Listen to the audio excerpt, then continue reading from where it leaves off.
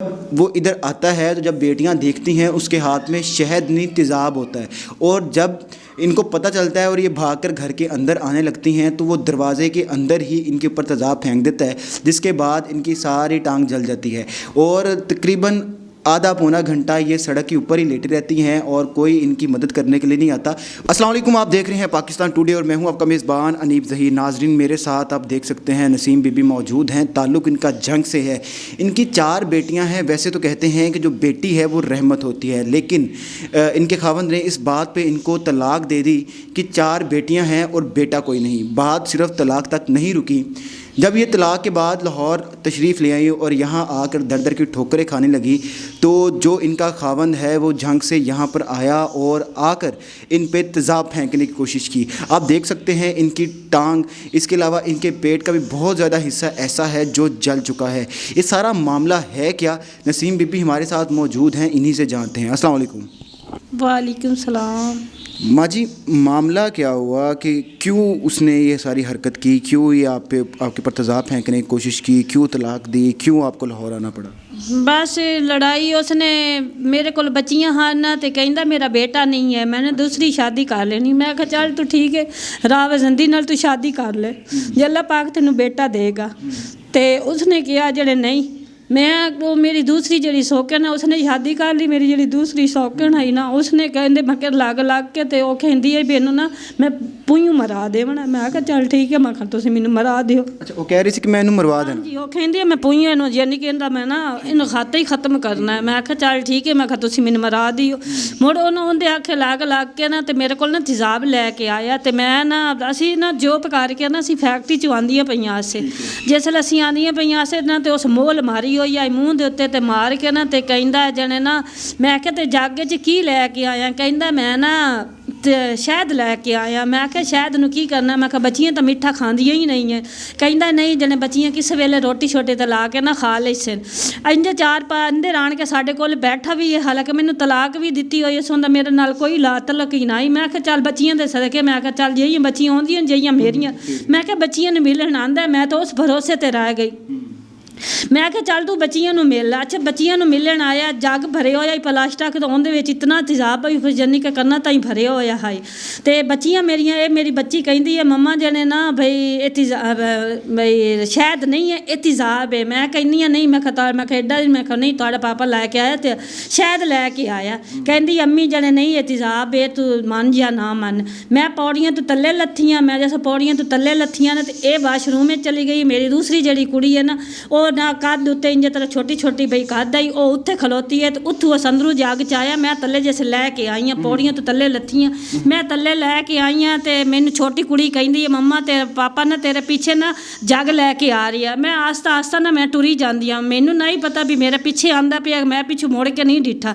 जैसे मैनू कुड़ी ने किया है ना भी पापा जग लैके आ रही है, मैं अगे लग के ना मैं भाग वगी। जैसे मैं भागी है किसी का दरवाज़ा खुला पिया, मैं ओदे अंदर वड़न लगी। जैसे मैं अंदर वड़ी हाँ, एक लत्त मेरी अंदर आई, एक मेरी बाहर आई। आ वाली लत्त मेरी अंदर है, आ वाली लत्त मेरी बाहर है। और जो पिछू करके मैंने छट्टा मारिया, मैं उठाइया रोंदी डिगदी मैं उत्थे डग गई, मैं बेहोश हो गई। मेरे सारे उत्थों जड़े हमसाए हैं उन्हें चाह के मैंने किना कुर्सियां ते बाया, कई कोई आखन पानिया दे उत्ते डोलो, कोई आखे डब्बा जूस का लैके आ। मेरे कपड़े सारे जल गए, मालफ तलफ उत्थे नंगी कुर्सी उत्ते पई। अखीरी एक भाई ईमानदार निकलिया, उसने ना मेरे उत्ते नान के दुपट्टा दिता भी बीबी ना नंगी होई पई है सारी, सारे तमाशा देखने वाले आन उत्थे अलफ तलफ मैं नंगी जीवन जीवन मेरे कपड़े तो बमदा कि इंज मेरे डकरे सारे ना कपड़े भी जलते गए, सारे गिर गिर के तले टुकड़े बनते रहे। तो बई ये बोटियां भी गिरदियाँ रही। उत्थों मैं वो आप नस गया, मेरे उत्ते सुट गया ना, आप वो नस गया। जैसे नस गया ना दुनिया कट्ठी हो गई। मैं हस्पतालों च मैंने हस्पताल कोई अल्लाह मानस बानस जी आई, वो मैंने चुक के लै गए हस्पताल वाले भी मैं 2 घंटे उत्थे तड़फती रही। हस्पताल वाले भी ना मेरी गल सुनी, किसी की भी ना गल सुनी। अखीरी उन्होंने 2 घंटे बाद मेरा उन्हें इलाज किया, इलाज करके तो उस बाद मैं हूँ दवाई हूँ मेरे को इतना पैसा नहीं है भी मैं दवाइयाँ लै लवां या एक टाइम असी खाना खाने एक टाइम। नाज़रीन, असल में सारा वाक़या जिन लोगों को पंजाबी की समझ नहीं आती मैं थोड़ा सा ब्रीफ़ कर दूं। मसला इस तरह से हुआ कि जो इनका खावंद है उसने तलाक दी, तो जो इनकी सौतन है वो कहती थी कि मैंने इसको मार देना है। जो खावंद है वो लाहौर आता है और कहता है कि मैं बेटियों के लिए शहद लेकर आया हूँ। जब वो इधर आता है तो जब बेटियां देखती हैं उसके हाथ में शहद तेज़ाब होता है, और जब इनको पता चलता है और ये भागकर घर के अंदर आने लगती हैं तो वो दरवाज़े के अंदर ही इनके ऊपर तेज़ाब फेंक देता है, जिसके बाद इनकी सारी टांग जल जाती है और तकरीबन आधा पौना घंटा ये सड़क के ऊपर ही लेटी रहती हैं और कोई इनकी मदद करने के लिए नहीं आता। उसके बाद एक शख्स आता है, वो इनको हॉस्पिटल लेकर जाता है। वहाँ पे भी इनको 2 घंटे के बाद इनका इलाज किया जाता है। डॉक्टरों का की कहना है कि मतलब कि इहदा इलाज किए तो कितने पैसे लगणगे? उन्होंने उदण मंगया है पता नहीं 15,000 मंगया कि 20,000 मंगया, भी मैनू इतना नहीं पता चलिया। तो उन्होंने इतनी गल की तो मेरे पास तो पैसा ही नहीं। उस दिन भाई ने ही पता नहीं जो अल्लाह मानस जी है उसने ही कोई पैसा दिता ही नहीं, तो मेरे पीछे कोई बंदा भी नहीं गया सिवा मेरिया बच्चियां तो ही ला। पुलिस 'ਚ कंप्लेन करने की कोशिश की थी तुसी? हाँ जी, पुलिस वालियां दे ते दोनों थाने च मैं गई, चुंग ते भी गई, अंजरवार थाने दे भी गई। उन्होंने भी मेरे को पैसे मांगे। मैं गरीब समानी हाँ, मैं उन्होंने सारा जले होया दिखाया, पाँव सारे दिखाए ने। उन्हें आख्या बीबी चाहे तू सड़ी हुई है चाहे जीवन भी है, सानू तो पैसे चाहिए, असी तो तेरी मदद तां ही करनी है अगर साढ़े कोल पैसे होन। मैं आख्या मेरे को तो पैसे आने नहीं है, मैं तो मेरे को घर बहने की जा नहीं है, घर पक्का नहीं है, घर चार पाई नहीं है, रहने की जा नहीं है, मैं तेन पैसे कितों देवां? मैं आखी जी अल्लाह वास्ते तरस कर दो अगर मैं तुहाडे कोल हो सकता है। तो उन्होंने कहा, उन्हें आख्या नहीं असी नहीं करते हाँ साढ़े कोल। अच्छा बहना, आप बताओ, आप सबसे बड़ी हो सब बहनों में से, क्या काम क्या करते हो आप लोग? किस तरह से आप गुजारा कर रहे हो यहाँ पे? नहीं बात कर पा रही? नहीं।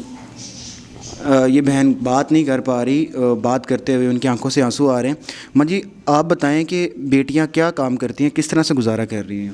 बस गुजारा होया जाता है। हूँ अज कि 4वीं-5वीं दीवार है, यानी कि फैक्ट्री जा रही हैं तो उत्थे भी तनख्वाह भी इतनी कोई नहीं है कि छोटी दी इसदी यानी कि थोड़ियां तनख्वाहें हैं।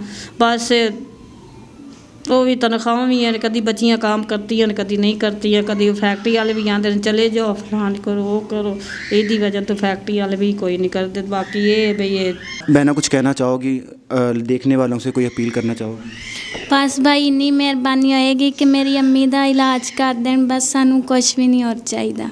जी, तो नाज़रीन नसीम बीबी की आपने सारी कहानी सुनी कि जो इनका खावंद है, जो इनका खावंद था, उसने एक तो इस चीज़ में वो मुजरिम है कि उसने बेटियों को अपनाने से इनकार किया और बोला कि मुझे बेटा ही चाहिए, जो कि इस्लामी तरीके से भी टोटल गलत है। उसके बाद उसने तेज़ाब फेंकना, जो कि एक बहुत बड़ा जुर्म है, वो भी करने की कोशिश की। 4 बेटियां हैं, चारों के रिश्ते हुए हैं, उनकी शादी करनी है। नसीम बीबी को डॉक्टर ने बोला है कि अगर 3 महीने के अंदर इनकी टांग का इलाज नहीं हुआ तो इनकी टांग कैंसर में बदल सकती है और उसके बाद इनकी टांग भी काटी जा सकती है। ये कमरा अगर मैं आपको दिखाऊं, शॉर्ट्स में आप देख रहे होंगे, ये छोटा सा एक कमरा है, इसकी दरवाजे भी नहीं है, इसकी खिड़कियां भी नहीं है, यहाँ पे पंखा भी नहीं है, किसी से मांग के ये पंखा इस्तेमाल कर रहे हैं, लेकिन इस कमरे का रेंट भी 8,000 रुपया है। तो आप सब लोगों से गुजारिश है, जो इंसाफ में इनकी मदद कर सकता है वो इंसाफ में इनकी मदद करे। इसके अलावा स्क्रीन पर इनका नंबर चल रहा होगा, जो इनकी फ़िनांशली मदद करना चाहता है वो इनकी फ़िनांशली मदद करे, ताकि जो इनका रहने का मसला है, जो इनके इलाज का मसला है, जो बेटियों के रिश्ते का मसला है, वो हल हो सके। देखते लिए पाकिस्तान टुडे। मुझे दीजिए इजाज़त। अल्लाह हाफिज़।